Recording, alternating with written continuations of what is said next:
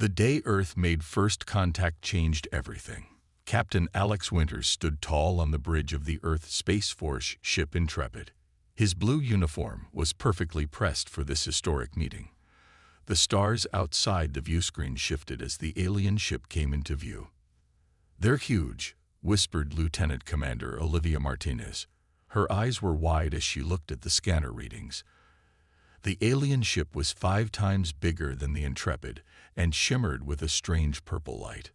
"Stay calm," Alex said to his crew. "We represent all of Earth today." The aliens called themselves Selvarans. Their ship invited Alex and his team to come aboard for the first meeting between their species. Alex chose Olivia and 3 others to join him. The inside of the Selvaran ship was amazing. The walls seemed alive, glowing with soft light. The air smelled like cinnamon and metal. Ambassador Zortek of the Selvarans was tall, with blue-gray skin and 4 arms. He wore a flowing silver robe and had eyes that changed color as he spoke. "Welcome, humans," Zortek said. His voice was deep and smooth. "We have watched your world for some time." Alex stepped forward. "We are honored to meet you and hope this begins a friendship between our peoples." Zortek's eyes changed from green to yellow. Indeed, he waved one of his 4 arms, and a screen appeared in the air. It showed images of Earth's ships. "We find your vessels interesting." Something in his voice made Alex tense up. Zortek continued, "Your propulsion systems are so primitive. And these weapons." He laughed, a sound like bells. "You power your ships with nuclear reactions and chemical fuels. How have you managed to travel so far?" Several other Xelvarans in the room made chirping sounds. Alex realized they were laughing. Olivia's face turned red. She was the Intrepid's chief engineer and took pride in her ship. "We've only been exploring space for a short time," Alex said carefully. "Yes, that is clear." Zortek's tone was like someone talking to a child. "Fortunately for you, the Selvaran Alliance offers protection to developing species like yours." Alex didn't like how that sounded. Protection from what? "The galaxy is dangerous, Captain Winters. Many species would take advantage of worlds like Earth. We could station ships in your system to ensure your safety." "That's very generous," Alex said, not meaning it. "But we would need to discuss this with our leaders." "Of course." Zortek smiled, showing teeth that looked like polished stones. "We will give you time to understand how fortunate you are to have met us first." Back on the Intrepid, Olivia couldn't stay quiet any longer. "They were making fun of us. Did you see how they looked at the engine specs?" "I saw," Alex said. "Take notes on everything you observed about their technology. I have a feeling we're going to need it." 3 days later on Earth, Admiral George Harrison sat in his office reading Alex's report. His face grew darker with each page. This wasn't Earth's first indication of the Xelvarans. They had detected their signals years ago, but now that they were here in person. His computer beeped. A message appeared with a black border around it. The highest security level. It was from a facility called Shadowfall. The message was short. "Protocol Dusk initiated. Phase 1 complete. Awaiting instructions." Harrison closed the message and looked out his window at the night sky. The stars seemed different now, knowing what was out there. "Let them laugh," he whispered. For now. 6 months passed. The Selvarans now had 3 large bases in the solar system. One orbited Mars, another floated near Jupiter, and the third sat on Earth's moon. They called them protection outposts. Captain Alex Winters watched from the Intrepid as Selvaran ships moved through space around Earth. They were bigger and had more weapons than when they first arrived.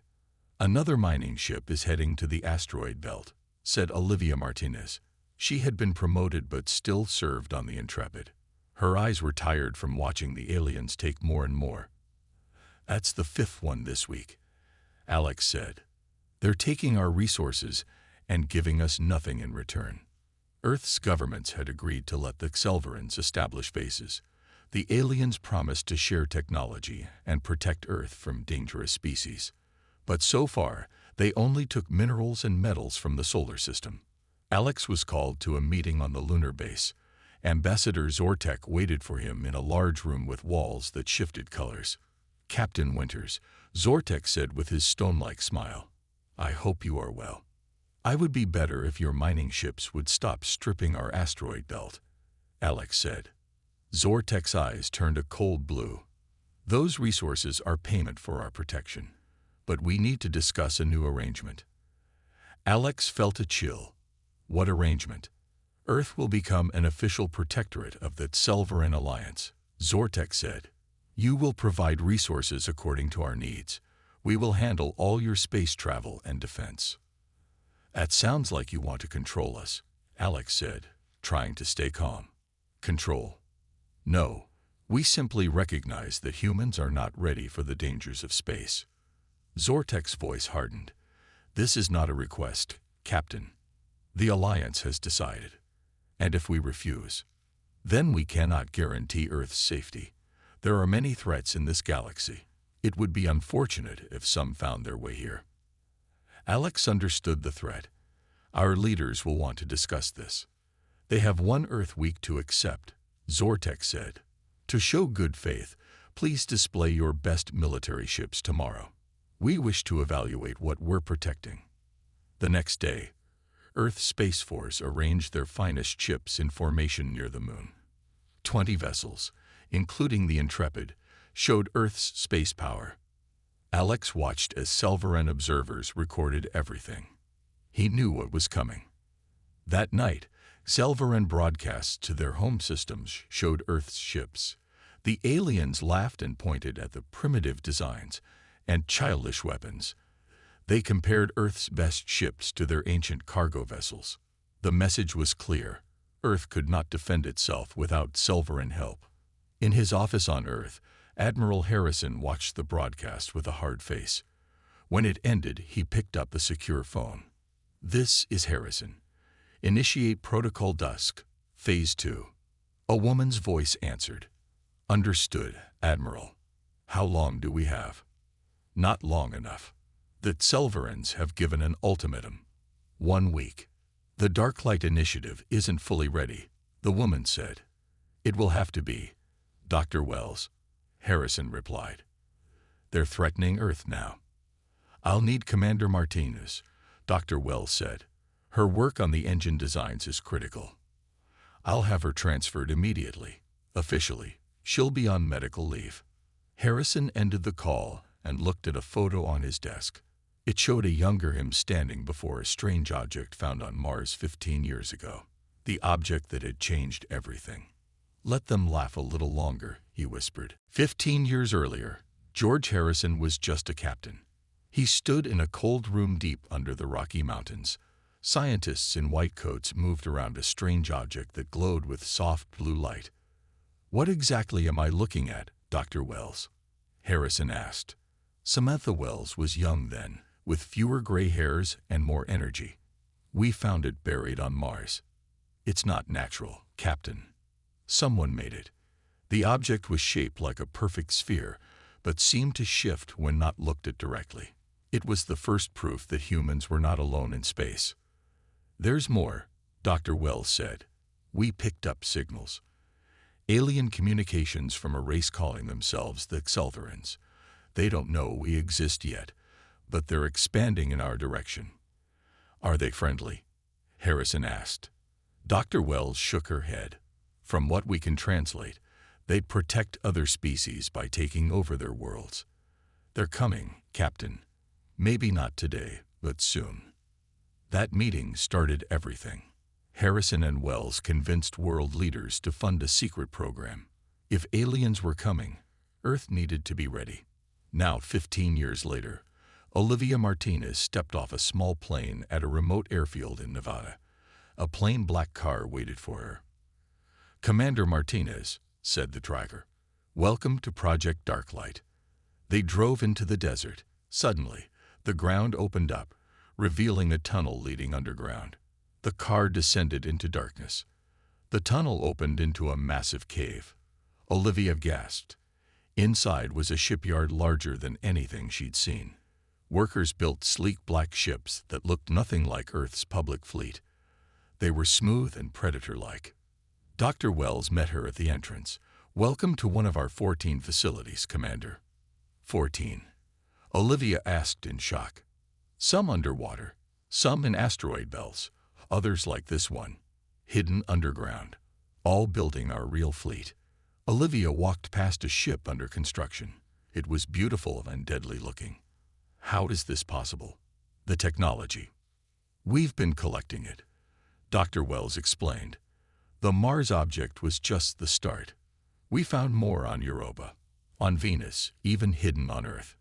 Ancient alien technology left behind millions of years ago. But the engineering skill needed is why you're here, Dr. Wells finished. Your work on the Intrepid's engines showed you can think beyond standard physics. We need you now. Dr. Wells led Olivia to a massive hangar door. When it opened, Olivia couldn't believe her eyes. Inside floated a completed ship, unlike anything humans were supposed to have built. It was jet black with no visible engines or weapons, yet somehow Olivia knew it was the most powerful vessel she'd ever seen. "Meet the Phantom," Dr. Wells said with pride. "Our first fully operational stealth ship." "Stealth?" Olivia asked. "It bends light around itself. It absorbs sensor scans rather than reflecting them. It doesn't use normal engines but rides dark matter currents. The Xelvarans can't detect it." Olivia circled the ship in awe. "Captain Winters doesn't know about any of this, does he?" "No.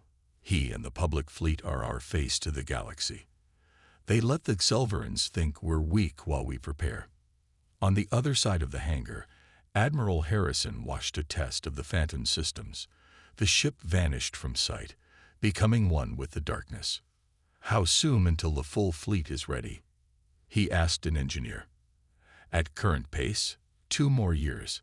Harrison frowned. "The Xelvarans aren't giving us 2 years. We have 1 week. 1 week to ready a secret fleet," the engineer whispered. "Impossible." "Make it possible," Harrison said, "or Earth falls." 3 days after the ultimatum, the Xelvarans took control of the lunar mining base. They said humans had broken safety rules. When Earth workers protested, the aliens locked them in their quarters as guests. Captain Alex Winters received an emergency call from Earth Command. "Captain, we need you to go to the moon and resolve this situation peacefully." Alex knew it was dangerous, but he had his orders. The Intrepid docked at the lunar base, and Alex went inside with a small team. Ambassador Zortek waited with 4 armed guards. Their weapons were unlike anything Alex had seen before, sleek guns that hummed with energy. "Captain Winters," Zortek said coldly, "your people have violated our safety protocols." "We need to see our workers," Alex demanded. "Release them now." Zortek's eyes turned a deep red. "You are not in a position to make demands. Your Earth governments have not yet accepted our generous offer of protection. Time is running out." "This is not protection," Alex said firmly. "It's control." Zortek signaled to his guards. They raised their weapons. "Perhaps you should join your workers as our guest until this matter is settled." Alex and his team were escorted to a secure area where 50 Earth miners were already being held. The doors locked behind them with a heavy sound. "I'm sorry," Alex told the miners. "We'll find a way out of this."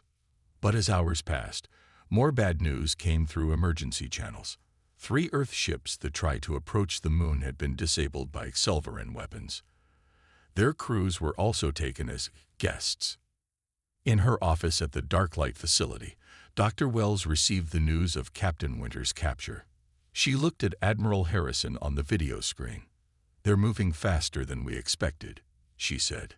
Harrison's face was grim. "They've seized all lunar operations and captured our people. Earth's governments are in emergency meetings, but some are ready to surrender to the Xelvaran demands." "We can't let that happen," Dr. Wells said. "How many ships are ready?" 17. "Not our full planned fleet, but each one is more advanced than anything the Xelvarans have shown us." Dr. Wells took a deep breath. Then it's time. I'm activating Protocol Umbra. Are you sure? Harrison asked. Once we reveal what we have. We have no choice, she interrupted. They've taken our people hostage and seized our moon. This ends now. Harrison nodded slowly. I'll inform what government leaders I can trust. Prepare the fleet for deployment. On the main floor of the facility, Olivia Martinez, now wearing a black commander's uniform, walked toward a sleek, deadly-looking ship called the Wraith. It was similar to the Phantom, but larger and designed for combat. Commander, a young lieutenant said, we've just received your mission orders from Admiral Harrison. Olivia read the orders and felt her heart beat faster. Prepare the ship for immediate launch. We're going to rescue Captain Winters and show the Xelverans what humans are really capable of. In orbit around Earth, a large group of Xelveran ships gathered. Their weapons were powered up and aimed at major cities below. Ambassador Zortek, now aboard the Xelveran flagship, prepared to broadcast his final message to Earth. Begin transmission to all Earth channels, he ordered. Tell them they have 12 hours to submit to Xelveran protection, or we will demonstrate our power. What Zortek didn't know was that hidden throughout the solar system, black ships were moving into position, preparing to drop their stealth fields at exactly the same moment. The real first contact was about to begin. Ambassador Zortek stood on the bridge of the Xelveran flagship. Earth filled the main screen, blue and green and beautiful. 20 large Xelveran ships surrounded it, weapons ready. Begin the broadcast, Zortek ordered. His voice was calm. He had done this many times on many worlds. His image appeared on screens across Earth. People in cities, towns, and villages looked up at the alien who held their fate in his hands. People of Earth, Zortek began. Your time to decide has ended. The Xelveran Alliance offers you protection and guidance. Your primitive technology cannot defend you against the dangers of space. Your leaders have failed to accept our generous offer. In the holding area on the moon, Captain Alex Winters and the miners watched the broadcast on a small screen. Alex's hands tightened into fists. To show our power, Zortek continued, we will now disable your primitive satellite network. This demonstration will cause no loss of life, but will show you that resistance is. Zortek stopped mid-sentence. One of his officers was speaking urgently into his ear. The alien's eyes changed from confident yellow to confused green. What do you mean, unknown energy readings? Zortek hissed. Across the solar system, black ships appeared from nowhere. They had been there all along, hidden by technology the Xelverans didn't understand. Near Earth, Mars, Jupiter, and even in the asteroid belt, sleek, dangerous-looking human ships suddenly became visible. In Earth orbit, 30 black ships materialized around the Xelveran fleet. They were smaller but looked deadlier, with strange blue lights glowing along their hulls. On Earth, Admiral Harrison walked into a hidden command center built deep under the ocean. Screens showed the positions of all ships, both Xelveran and human. He sat in the central chair and opened a channel. This is Admiral George Harrison of Earth's Dark Light Fleet, he said. His voice replaced Zortek's on the broadcast. Perhaps you'd like to reconsider that ultimatum, Ambassador. On the Xelveran flagship, Zortek's face showed shock for the first time. Impossible, he whispered. Their technology was primitive. We saw their ships. You saw what we wanted you to see, Harrison's voice replied. For 15 years, Earth has been building its real fleet in secret. Your scans never detected our stealth technology. Near the moon, the stealth ship Wraith approached the lunar base.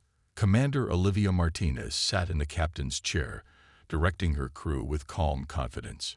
Targeting Xelveran defense systems, reported her weapons officer. Ready on your command. Fire, Olivia ordered. Beams of blue energy shot from the Wraith. They passed through the Xelveran shields as if they weren't there. The lunar base's weapon systems went dark instantly. Begin rescue operation, Olivia said. On Earth, People cheered as they saw the black ships surrounding the Selvaran fleet, the ships they never knew existed, built in secret to protect them, were revealing themselves at last. In the command center, Admiral Harrison opened a private channel to Zortek. "Your ships are surrounded. Your weapons on the moon are disabled. Your choice is simple: leave our solar system or be destroyed." Zortek's eyes turned a deep, angry red. "This is some trick. Humans don't have this technology." "Look around you, Ambassador," Harrison said calmly. "What you see is only a small part of our fleet. The ships you laughed at were our decoys. The real power of Earth has remained hidden. Until now. On screens across Earth and in the holding cells on the moon, people saw Zortek's stunned face. The alien who had mocked humanity now looked uncertain and afraid. For the first time, the Selvarans weren't laughing. On the moon, Captain Alex Winters heard explosions.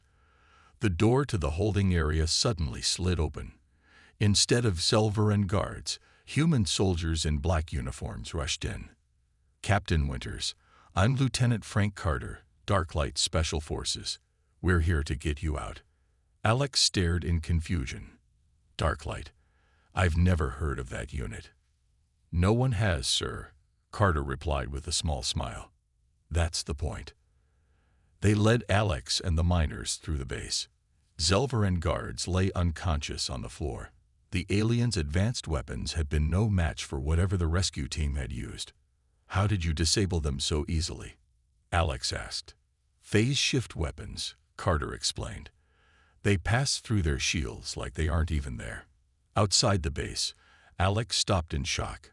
A sleek black ship hovered above the lunar surface. It looked nothing like any Earth ship he had ever seen. No visible engines, no exhaust ports, just smooth black metal with blue lights pulsing along its hull. The ship was not alone. In the distance, 3 more black vessels held position around the moon, keeping watch for Selvaran reinforcements. "What is this?" Alex whispered. "Earth's real fleet, Captain," Carter said. "The ships you command are just the public face. These are our true defenders." Inside the black ship, Commander Olivia Martinez waited on the bridge. When Alex stepped aboard, his eyes widened in recognition. "Olivia, what are you doing here? What is all this?" She smiled. "Hello, Captain. Welcome aboard the Wraith. I'm sorry I couldn't tell you before." "You knew about these ships, about this secret fleet." "Not until a few days ago," she admitted. "I was recruited because of my engineering skills. There's so much to explain, but right now we need to move. The Selvarans are calling for backup."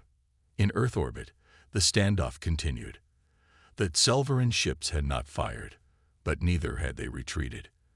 Ambassador Zortek was buying time, hoping for reinforcements.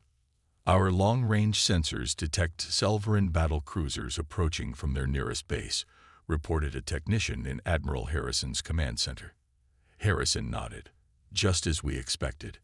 Activate the FTL communication jammers." Throughout the solar system, hidden devices powered up. The technology, reverse-engineered from ancient artifacts, created a field that blocked faster-than-light communications. The Selvaran ships in Earth orbit could no longer call for help.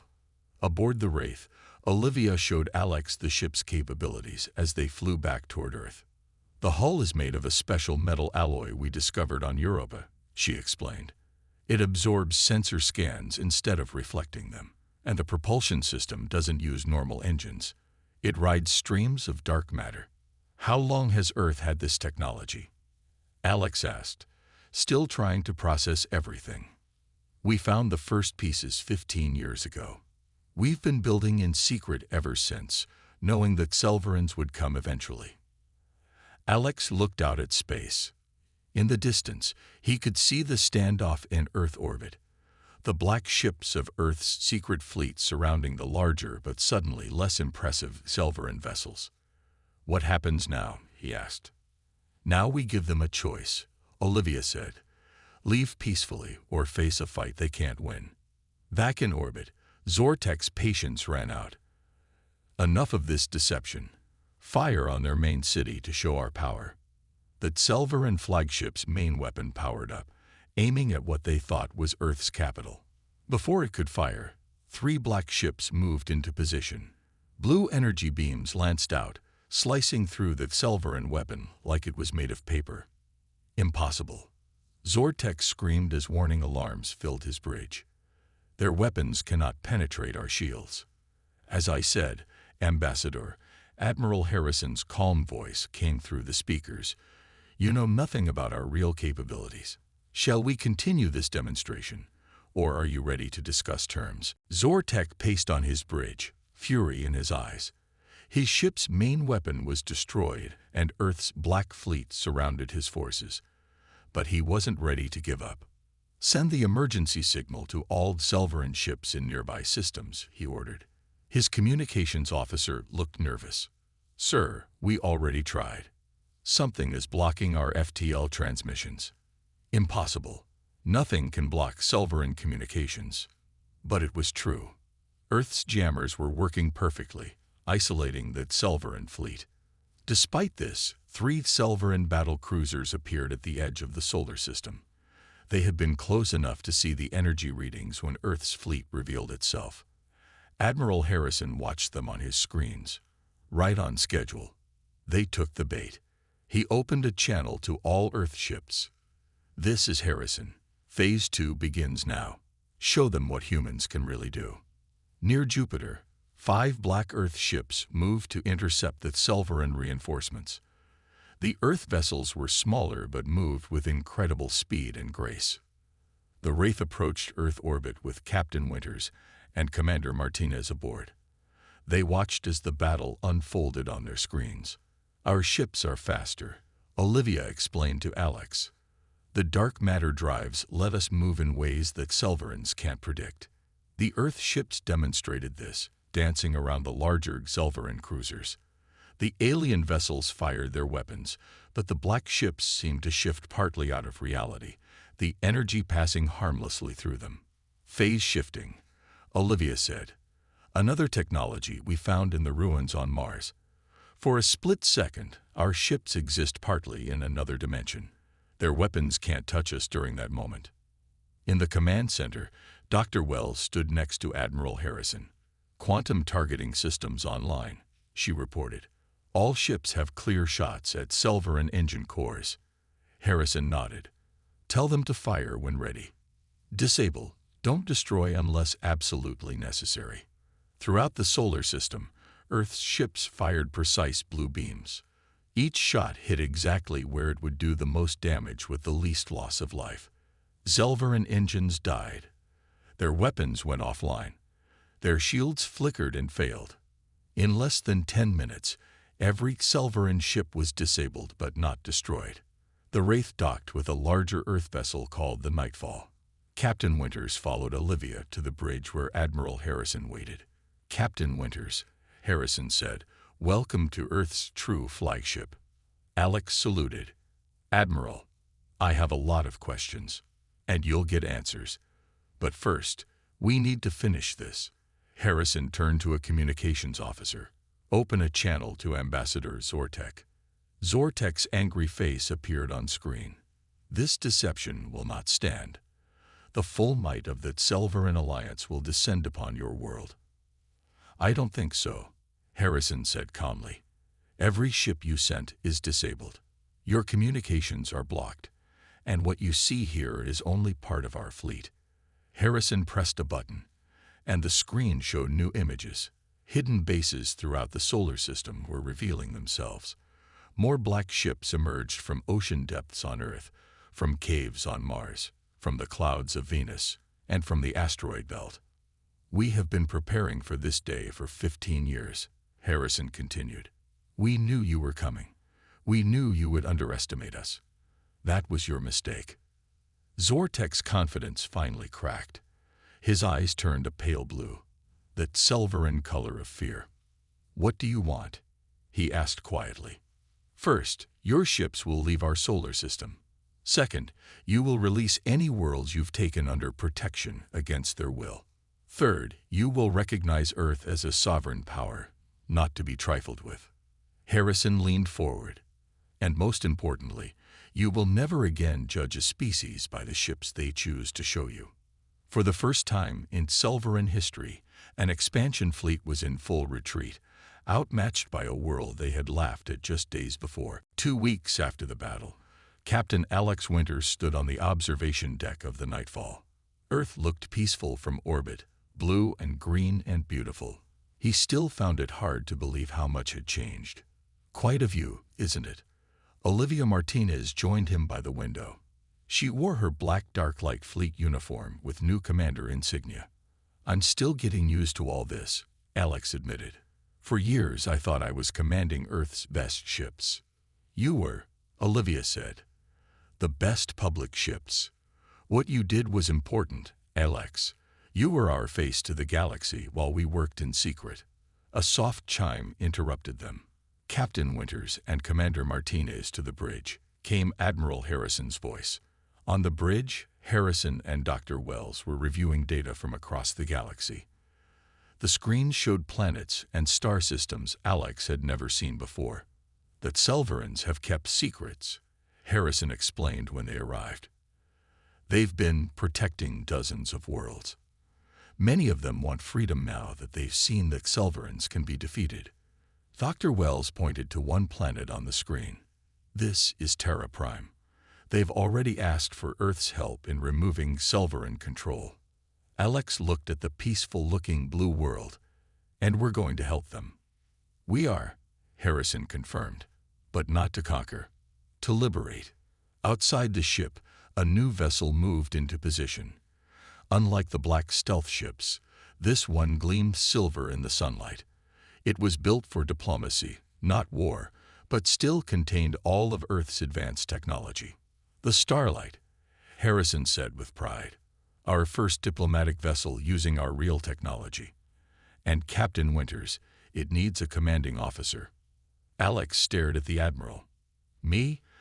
But I wasn't part of the secret fleet. Exactly, Dr. Wells said. You represent the best of what we showed the galaxy. Honest, diplomatic, and fair. But now you'll command a ship that shows our true capabilities. Olivia smiled at Alex's surprised face. The Wraith will escort the Starlight. I'll be going too. 3 days later, a new alliance was forming.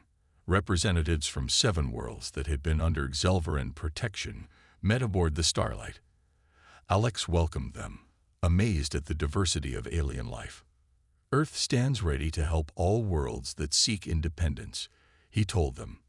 Not as conquerors or protectors, but as equals. Far away on that Selvaran homeworld, Ambassador Zortek stood before the High Council, explaining his failure. Humans hid their true capabilities, he said. They showed us obsolete ships while building an advanced fleet in secret. The High Council leader looked deeply troubled. And now other worlds seek their help against us. Our empire is at risk. There's more, Zortek added reluctantly. They're sharing their technology with these worlds. Soon many planets will have ships that can defeat ours. Back on Earth, Dr. Wells and Admiral Harrison stood in a new facility. Young people from around the world trained on simulators, learning to operate the advanced ships. The Darklight Academy, Harrison said, training the next generation to protect not just Earth, but all free worlds. Did you ever imagine this when we found that first artifact on Mars? Dr. Wells asked. Harrison shook his head. I hoped we'd defend ourselves.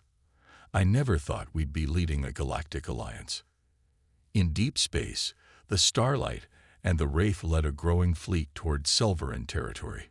Ships from Earth and newly liberated worlds flew together, not to conquer but to free more planets from Selvaran control. On the bridge of the Starlight, Alex Winters looked at the stars ahead.